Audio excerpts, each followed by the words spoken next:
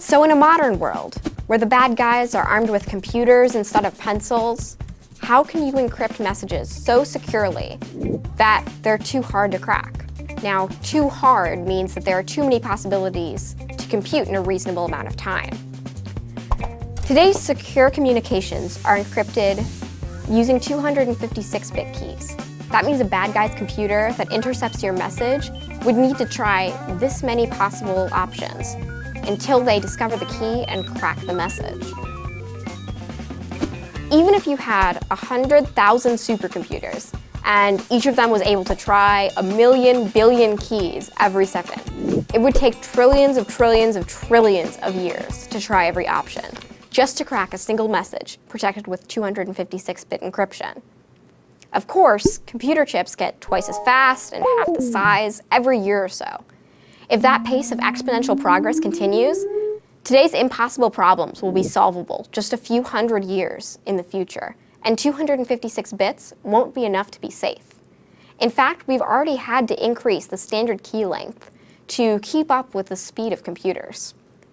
The good news is, using a longer key doesn't make encrypting messages much harder, but it exponentially increases the number of guesses that it would take to crack a cipher. When the sender and the receiver share the same key to scramble and unscramble a message, it's called symmetric encryption.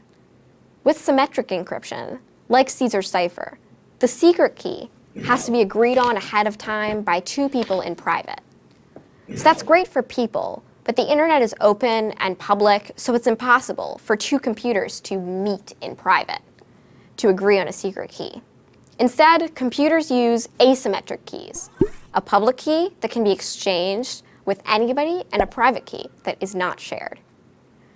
The public key is used to encrypt data, and anybody can use it to create a secret message.